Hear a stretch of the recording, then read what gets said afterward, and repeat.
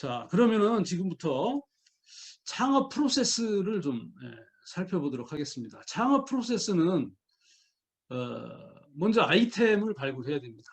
어떤 아이템을 가지고 내가 사업을 할 건지, 그 다음에 비즈니스 모델링을 해야 됩니다. 이건 뭐냐면 어떤 구조로, 돈 버는 구조가 어떻게 가져갈 거냐, 어떤 방법으로 돈을 벌 거냐, 이게 비즈니스 모델링입니다. 그 다음에 사업 타당성 분석을 합니다. 이 사업이 정말 내가 해서 성공할 수 있느냐 없느냐. 그 다음에 사업 계획서를 이제 작성을 이제 하게 됩니다. 그리고 회사를 이제 설립을 하게 되죠. 사업 계획서 작성하면은 이 사업 계획서를 보고 이제 사람들이 투자를 이제 결정을 합니다. 그러면 투자를 받아서 회사를 설립을 하게 되죠. 그리고 공장도 이제 짓게 되고 또는 이제 서비스 창업 같은 경우는 이제 상권, 입지 이런 거를 이제 분석해야 되겠죠. 그리고 마케팅, 전략을 수립해서 마케팅을 해야 됩니다. 이게 이제 창업의 프로세스인데 여기에서 이 단계에서 이제 체크해야 될 것들이 다 있는데 이거를 제대로 체크를 해가면서 창업 준비를 하는 게 창업을 성공할 수 있는 방법입니다. 이게 제대로 안 되고 이거 없이 그냥 사업을 하면 빵꾸가 나는 거죠. 문제가 이제 생기는 겁니다. 어려움을 겪게 되는 겁니다. 그래서 이 창업 프로세스에 대해서 한번 체크를 해보겠습니다. 먼저 아이템을 이제 발굴을 해야 됩니다. 아이템 발굴은 과거에는 기술이 있으면은 바로 그 기술을 가지고 이제 아이템을 개발해서 이 사업을 전개하고 그랬는데 요즘은 그렇게 아이템을 발굴을 그렇게 안 하고요. 유망 사업 영역을 도출을 해서 어떤 사업이 유망할까? 예를 들면 요즘 코로나로 인해서 다 집에 있는데 어떤 사업을 해야 유망할 거냐? 그래가지고 아이템을 거기서 찾는 거예요. 아이템을 여러 가지를 찾아가지고 그 아이템을 평가를 해서 그 아이템 중에서 선정을 이렇게 해서 사업을 시작하는 이런 프로세스를 겪게 되는 거죠. 그래서 좀 더 구체적으로 보면 내부 자원, 내가 가지고 있는 자원을 좀 분석해보고 그 다음에 국내외 유사 업체를 분석해서 유망 사업의 영역을 선정을 합니다. 어떤 사업이 유망할까? 그래서 산업 트렌드를 분석해서 유망 아이템을 뽑아내는 겁니다. 그 아이템을 리스트업을 해서 그 아이템을 이제 평가하는 거예요. 시장하고 기술 관점에서 우선 아이템을 평가를 합니다. 시장에 가면 이게 어떤 반응을 보일지, 기술력으로 볼 때는 어떨지, 그 다음에 이제 좀 사업성을 심층 분석을 합니다. 사업성. 우리가 이걸 해낼 수 있는 능력이 있는지, 시장에 가면 성공할 가능성이 높은지, 이런 거를 이제 분석을 해서, 거기서 아이템이 좀 어느 정도 선정이 좀 되겠죠. 여기서 분석해서 이건 괜찮겠다, 이건 안 되겠다, 이런 게 결정이 되면 가능한 이 아이템을 놓고 그럼 이 기술을 어디서 갖다가 쓸 거냐? 기술 공급자하고 매칭을 이제 하는 거죠. 그렇게 해서 아이템을 선정을 하는 겁니다.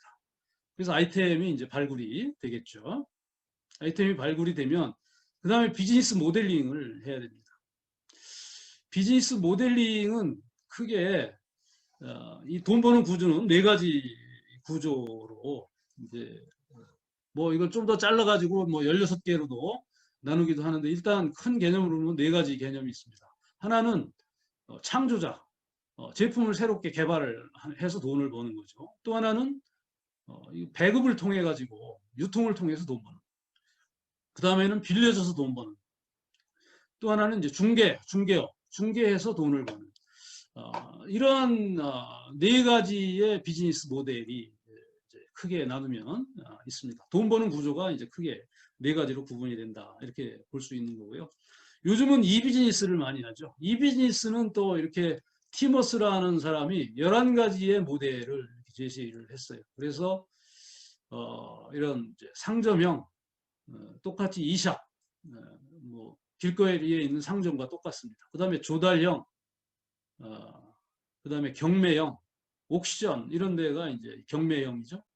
그다음에 이몰, 아마존 이런 게 이제 이몰이죠. 전자 제3장터. 이거는 이제 공급자의 제품 카탈로그를 이용자 인터페이스를 통해서 제공하는 이런 이제 비즈니스죠. 그다음에 가상 커뮤니티형.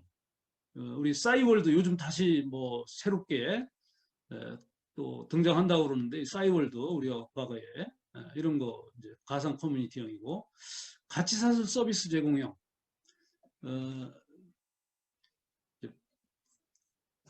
인증 서비스 이런 게 이제 가치사슬 서비스 제공형인데 어떤 가치사슬의 과정 속에서 반드시 거쳐가야 되는 그 단계에 그거를 차별화해서 서비스를 통해서 이제 돈을 버는 이런 이제 개념이죠. 인증 서비스 같은 게 그런 겁니다. 가치사슬 통합형. 이건 오히려 이제 거꾸로 통합해서 돈을 버는 컨설팅 같은 거. 그다음에 이제 협력 플랫폼. 플랫폼을 통해서 이제 돈 버는 거. 그다음에 정보 중개형. 네이버 같은 게 이런 거죠. 신용 서비스. 이런 어떤 이제 이 비즈니스 모델, 이게 돈 버는 방법들이 이만큼 다양하다 이제 그런 거죠. 그래서 이 비즈니스 모델링을 잘 하는 게 굉장히 중요합니다. 그래서 비즈니스 모델링 할 때 반드시 체크를 해봐야 될 것들이 이제 이런 것들이에요. OW 육하 원칙이죠. 일회치. 고객이 누구냐? 고객 타겟이 누구냐? 이것도 불분명한 채 사업하는 사람들도 있어요. 고객, 내가 누구를 정확하게 타겟으로 해서 돈을 벌어야 될지. 어떤 고객, 어떤 시장을 대상으로 할 거냐. 그 다음에 제품이나 서비스, 뭘 고객들한테 제공할 거냐. 어떤 가치를 제공할 거냐. 어떤 새로운 가치를 제공할 거냐. 어떤 차별화된 가치를 제공할 거냐. 제가 이제 그 만난 친구가 이제 디자인하는 친구인데, 저 인테리어 하는 친구인데, 제가 물어봤어요. 너는 네가 제공하는 가치 중에 다른 사람들보다 차별화해서 제공할 수 있는 가치는 어떤 거냐? 이렇게 물어봤어요. 그런 것들에 대한 생각이 없는 거죠. 그 생각하더니 디자인 쪽에 좀 차별화가 된다. 이런 얘기를 해요. 품질 쪽에도 좀 차별화가 되는 것 같다. 이런 것들을 이제 모델링 하는 과정에서 반드시 짚고 넘어가야 될 부분들이죠. 그 다음에 수익. 어떻게 수익을 창출할 것인가. 어떻게 돈을 벌 것인가. 이 비즈니스 모델의 이제 핵심 중에 핵심이죠. 어떻게 돈을 벌 거냐. 플랫폼을 만들어서 거기 들어오는 사람들한테 돈을 받을 거냐. 아니면 물건을 뭐 판매해서 돈을 벌 거냐. 다음에 이제 환경. 경쟁 상황이 어떠냐. 경쟁. 내가 경쟁 위에 있는 게 뭐냐. 이런 것들. 내가 경쟁해야 될 같은 경쟁 업체는 어디냐. 어디랑 경쟁해야 되는 거냐. 또는 유사업체, 대체업체 이런 데는 또 없느냐. 이런 환경을 또 따져봐야 된다는 거죠. 내가 라면 장사를 하려고 그러는데 뭐 또 다른 밀가루 음식 하는 이 무슨 만두집, 국수, 칼국수 하는 집 이런 데도 경쟁 상대가 될 수 있는데 그런 거는 또 어디 있느냐. 그런 전체적으로 지금 경쟁 상황이 어떠냐. 라면 쪽은 어떻고 국수 쪽은 어떠냐. 이런 경쟁 환경을 전체적으로 파악을 좀 해봐야 된다는 거죠. 그 다음에 타이밍. 비즈니스는 너무 빨리 내도 같은 기술을 이거는 이제 실패할 수 있고 또 제 타임에 내놓지 않으면은 한 타임만 늦어도 한 발짝만 늦어도 선수를 빼앗기는 게 비즈니스잖아요. 그래서 타이밍이 언제가 적절하냐 이런 것도 파악을 해야 되는 거죠. 그 다음에 차별화. 경쟁사에 비해서 내가 가지고 있는 차별화 요소는 어떤 것들이 있느냐. 이런 것들을 다 따져보고 잘 분석을 해봐야 된다는 거죠. 그렇게 해서 창업을 해야 준비된 창업이 되고 그래야 성공을 할 수 있다. 이런 것들이 준비가 안 되고 그냥 덜썩 창업하면 준비가 안 돼서 망한다. 이런 게 창업할 때 준비가 안 됐더라도 제가 이런 거를 좀 제 친구한테 다 짚어주려고 그럽니다. 그래서 좀 어떻게 하면 더 경쟁력을 가져갈 수 있도록 할 건지 그렇게 좀 해주려고. 이 모델링을 할 때, 비즈니스 모델링 할 때 이제 이 개방형으로 좀 생각을 하는 게 필요하다 그런 얘기예요. 요즘은 과거 이제 폐쇄형으로는 좀 한계가 있다 이런 얘기죠. 과거의 폐쇄형 모델은 이런 거예요. 내부 개발 비용과 이제 매출을 넣고 보면 비용은 내부 개발 비용이 들어가고 그리고 그걸 판매해서 매출을 하는데 근데 개발 비용보다 매출이 컸어요. 과거에는. 그런데 현재는 이렇게 하면 이 혁신 비용이 많이 증가를 하기 때문에 개발 비용이 매출 비용보다 큽니다. 그러니까 버는 돈보다 들어가는 돈이 더 많아요. 더군다나 제품 수명이 짧아지기 때문에 매출을 통해서 이익을 얻는 것보다 이 혁신을 하는데 들어가는 비용이 더 많다. 이런 얘기죠. 그래서 이 현재 폐쇄형 모델로 가면은 성공하기 어렵다. 그래서 개방형 모델로 가야 되는데 개방형 모델은 뭐냐? 돈 버는 방법이 꼭 이렇게만 버는 게 아니고 일단 비용을 적게 들이는 방법으로 내부 자원을 활용해서 혁신 비용을 절감한다. 아웃소싱을 통해서 일단 비용을 좀 절감하고 그 다음에 시장 매출에서 버는 돈이 있고 또 다른 방법으로 라이센싱을 하고 그 다음에 스핀오프 분사를 시켜서 또 돈을 벌고 기술 자산을 매각해서 돈을 벌고 이렇게 신규 매출을 창출을 통해서 매출을 늘리는 이런 방법들을 찾아야 된다라는 거죠. 그래서 다양한 돈 버는 방법을 다양하게 생각을 해야 된다는 거죠. 이 비즈니스 모델링 할 때 이렇게 생각을 해야 된다. 그래서 개방형 모델을 적용을 하는 게 필요하다. 이렇게 볼 수 있고요. 그 다음에 이제 비즈니스 모델링이 끝나면 사업 타당성 분석을 해야 되는데 타당성은 이제 이 두 가지를 해야 됩니다. 사업 매력도 하고 뭐 진단지 같은 거를 통해 가지고 한번 체크를 해보는 거죠. 그 다음에 사업 유망성, 사업 매력도 하고 사업 유망성 이거를 이제 평가를 해서 이렇게 결정을 하는 겁니다. 아이템을 쭉 놓고 이 타당성을 분석해 가지고 여기서 선정을 하는 거예요. 아이템을.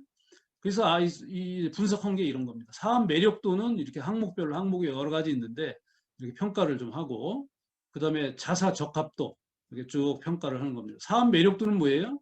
시장에서 이게 반응이 좋을 거냐 아니냐 이거 또 이거 자사 적합도는 우리가 이 사업을 감당할 능력이 있느냐 없느냐 이 두 가지를 가지고 사업 유망성을 평가를 해서 점수 내에 들어오는 그런 유망 사업을 선정을 이제 한다라는 거죠. 그래서 이 두 가지 관점의 사업 타당성 분석을 반드시 해야 된다. 모델링 끝나면 이걸 반드시 해야 된다라는 얘기예요. 그 다음에 이제 사업 계획서를 작성을 하는데 사업 계획서는 정해진 형식은 없습니다. 그렇지만은 여기에서 핵심적으로 다뤄야 될 내용들은 있어요. 사업계획서. 그래야 투자자들이 이 사업계획서를 보고 투자를 결정할 수 있기 때문에 그렇습니다. 뭐 어떤 것들이 들어가야 되느냐? 왜 이 사업 아이템을 정해서 이 사업을 하려고 하는지, 이 사업을 하고자 하는 목적이 뭔지 이게 분명해야 돼요. 그게 분명해야 투자를 결정을 합니다. 그리고 실현 가능성이 얼마나 되는지를 보여줄 수 있어야 돼요. 얘들이 이거를 하면 이거는 성공할 수 있겠다. 그거를 보여줘야 돼요. 그리고 성장 전략을 보여줘야 돼요. 이 회사를 어떻게, 자금을 어떻게 끌어들여서 어떻게 성과를 만들어서 성장시켜 나갈 건지 그거에 대한 믿음을 줄 수 있어야 돼요. 그리고 이런 계획만 있어가지고는 안 되고 이제 실행을 어떻게 할 건지를 보여줘야 됩니다. 이 사업계획서는 목적이 분명해야 되고 전략이 어떤 전략을 가져갈 건지 그 다음에 어떻게 실행할 건지 이거를 보여줄 수 있어야 돼요. 실행은 이제 그 리더십이고 또 조직이고 이렇습니다. 어떤 리더십을 발휘할 거냐, 또 조직이 어떻게 이거를 이끌어 갈 거냐, 이거를 보여줘야 믿고 신뢰를 이제 갖고 투자를 하게 되는 거죠. 자, 그래서 먼저 첫 번째 문제 인식 단계에서는 창업 아이템을 왜 개발하게 됐는지, 여러 가지 이유가 있겠지만 이 동기가 뭐냐, 이 아이템을 통해서 뭘 하고자 하는 거냐, 목적, 필요성, 왜 이 아이템을 가지고 사업 목적 있죠, 사업 목적. 이 사업을 하게 된 동기, 그 다음에 사업 목적, 이 아이템을 통해서 하고자 하는 사업 목적이 뭐냐, 이런 것들을 여기서 좀 분명하게 인식을 시켜줄 필요가 있습니다. 그 다음에 실현 가능성, 어떻게 이 아이템을 개발해서 이거를 사업화할 건지, 이런 전략이 여기 나와줘야 돼요. 실현 가능성을 보여줘야 됩니다. 그리고 이제 또 하나는 시장을 분석하고, 시장, 여기에서는 어떤 기술 이런 거라면 여기에서는 시장, 아까 시장과 기술과 시장을 분석해야 된다고 했죠. 여기서는 시장을 분석해서, 그래서 시장에서 어떻게 내가 경쟁력을 가져가야 될지, 경쟁력을 확보할지, 이런 가능성을 여기서 보여줘야 돼요. 그런 것들이 여기서 구체적으로 분석이 돼서 그거를 제시할 수 있어야 돼요. 제 친구한테 이런 얘기를 해보니까 이런 게 없어요. 그냥 뭐 이리 뛰고 저리 뛰고만 하고 있는 거예요. 그리고 이제 세 번째, 이제 성장 전략. 자금을 어떻게 조달할 건지, 자금을 어떻게 끌어들일 건지, 그런 전략이 여기 들어가 있어야 되고, 그 다음에 시장을 어떻게 진입을 해서 시장을 키워나가고 성과를 만들어낼 건지, 이런 성장 전략을 여기서 만들어내야 되는데, 특히 내수 시장 그리고 해외 시장 어떻게 진출할 건지, 이런 것들이 구체적으로, 요즘은 뭐 글로벌 시대니까 이런 이제 해외 시장 진출, 이런 것도 특히 우리나라에서는 이런 것들이 들어가야 됩니다.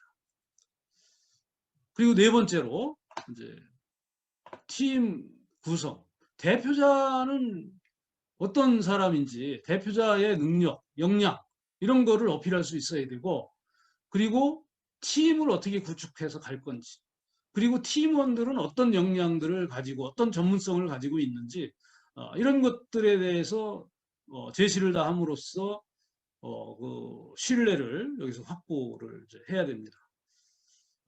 이렇게 이제 사업 계획서에는 이런 네 가지 요소가 핵심 요소로 들어가줘야 됩니다. 그게는 사업 목적이 뭐냐, 그리고 어떤 전략으로 갈 거냐, 그리고 어떻게 실행을 할 거냐, 이런 것들이 이제 제시돼 줘야 되죠. 설득력 있게.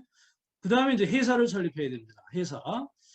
회사를 아까 이 프로세스에서 그러니까 회사 설립의 어떤 이제 프로세스에서 준비 단계가 여기까지가 이제 준비 단계죠. 아이템을 발굴해서 사업 계획서 작성하는 데까지가 이제 사업 준비 단계고, 이제 회사를 설립을 이제 하게 되는 거죠. 회사 설립은 이제 이렇게 되는 겁니다. 일단 이제 개인이 회사를 설립할 수 있고 법인이 설립할 수가 있는데, 법인 입장에서 한번 따져 들어가 볼게요.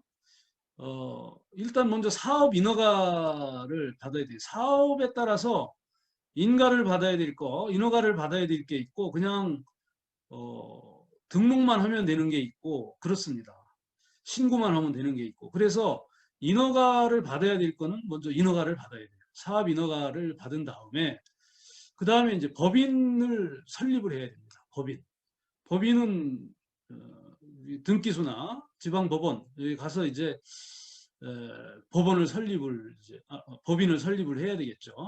법인을 설립한 다음에 가서 이제 설립했다고 신고를 하는 거예요. 다시 말해서 사업 등록을 하는 거예요. 사업 등록을 우리 이제 공공기관에 가서 사업 등록을 하는 겁니다. 내가 이런 사업을 우리 회사가 이렇게 하겠습니다 하고. 그리고 이거로 끝나는 게 아니고 세무서에 한 번 더 가야 돼요. 세무서에 가서 또 신고를 해야 돼요. 앞으로 내가 이런 사업을 해서 세금을 꼬박꼬박 잘 내겠습니다 하고 가서 신고해야 돼요. 그거 안 하면 안 됩니다. 그게 더 중요해요. 그렇게 해서 이제 회사가 설립되는 겁니다. 개인 같은 경우는 사업 인허가가 필요한 경우는 마찬가지 인허가부터 받고 그냥 사업장 구청에 가서 공공기관에 가서 사업 등록을 하면 됩니다.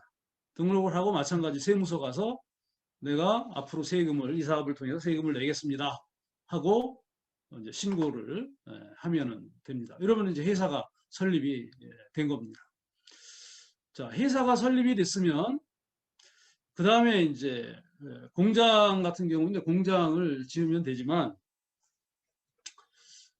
시장형 같은 경우는 공장 짓는 거는 뭐 이렇게 이동 수단 같은 것만 좀 잘 고려하면 될 것 같은데요. 예, 이 시장형 창업 같은 거는 이 상권 및 입지 분석이 너무 중요합니다. 이거에 의해서 성패가 좌우될 수 있어요. 예, 그래서 이 상권 및 입지 분석을 잘 해야 됩니다. 상권은 뭐 이렇게 반경에 따라서도 1, 2, 3차 이렇게 구분하고 또는 매출액의 규모에 따라서도 1차, 2차, 3차 상권 이런 식으로 뭐 구분이 된다고 그래요. 그리고 지역 특성에 따라서 뭐 역세권, 뭐 학교 주변형 등등등 이렇게 또 구분이 된다고 그래요. 중요한 거는 상권을 분석을 해야 된다는 거죠. 이 가게를 차리기 전에 사업을 시작하는 상권 분석을 잘하는 게 굉장히 중요하다. 그래서 현재 시장성, 성장 가능성 이런 거를 잘 봐야 된다는 거예요. 그래서 현재 시장의 인구, 연령대, 직업군, 가구 수, 가족 수, 구성원 수, 그다음에 소득 수준, 소비 수준, 주거 유형, 도시 계획 이런 것들을 잘 분석을 해야 된다는 거예요. 상권 분석을. 그리고 교통이나 행정이나 경제나 이런 여건들에 대해서도 잘 분석을 해야 된다는 거예요. 특히 도로, 교통 이런 거하고 통행 인구 이런 거는 굉장히 중요한 요소다. 그리고 상권 내 고객이 어떤 특성을 가지고 있는지 이것도 분석을 철저하게 해야 된다는 거죠. 그리고 경쟁 구조, 상권 내에서 경쟁 구조, 어떠한 경쟁 구조를 가지고 있는지 이런 것도 철저히 분석을 해서 상권 분석을 한 다음에 입지를 선정을 해야 된다. 그리고 이제 입지 선정 시 고려해야 될 사항이 있는데요. 이거는 이 개인 입장, 내 입장에서도 따져봐야 되고 객관적인 입장에서도 이 입지 선정 요소를 따져봐야 되는데 이 내가 하고자 하는 거하고 또 이 위치하고 이게 좀 괜찮은지 뭐 나만 이게 엉뚱한 생뚱맞는 이런 사업을 거기 가서 하는 건 아닌지 이런 걸 좀 따져봐야 된다는 거죠. 저기 이 타운을 형성하는 게 거기서 더 경쟁이 심해질 것 같지만 같은 업종의 타운을 형성하는 게 훨씬 장사가 잘 된다는 거 아니에요? 그러니까 업태하고 내가 계획하고 있는 이 사업하고 이거를 적합한지를 따져봐야 된다는 거예요.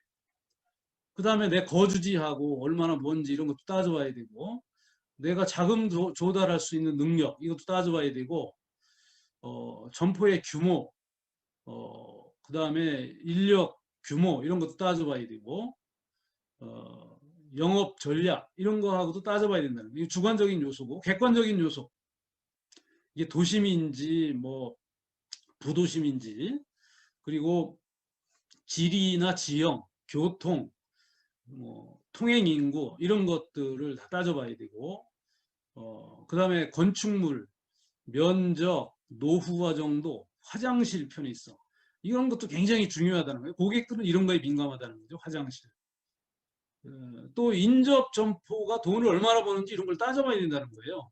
얼마나 많은 사람들이 드나드는지. 그래서 이거를 어느 저기 가게 유사한 가게 가까이에 이런 그 사업을 시작한다 그러면은 하루 종일 서가지고 그걸 체크를 한번 해봐야 된다는 거예요. 몇 명이나 들어왔다 나가고 하는지. 그런 노력도 안 하고 그런 준비도 안 하고 사업을 벌렸다. 그거는 문제가 있다라는 거죠. 그리고 후보지, 점포 건물, 어, 이런 어떤 이 발전성, 도시개발계획 이런 것들도 따져봐야 되고 주차장 이것도 너무 중요한 거죠. 주차장 없으면 요새 아무것도 못합니다. 그래서 주차장이 어떤지 이런 것들을 입지 선정할 때 객관적 요소와 주관적 요소를 잘 고려해서 선정하는 게 중요하다.